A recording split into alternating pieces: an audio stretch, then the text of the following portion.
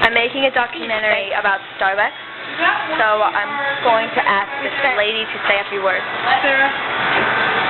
What? Oh, the chair was here. And oh, look at this man. Can I interview you? I'm making a documentary. Absolutely. Do you like Starbucks? No, I don't. Oh, no. I don't drink coffee. That's and what is that you're looking at there? You do have some very nice CDs here. Very cool. This is the Tracy Chapman, who hasn't had an album anyone want to listen to in about 15 years. But here's one Cool. one here. And let's see, the Rolling Stones. Wow, interesting. The greatest rock and roll band in the world. That guy is very Mick cool. Jagger. And now Michelle would like to say a few words. Yeah? What do you think about those little things you're eating right now?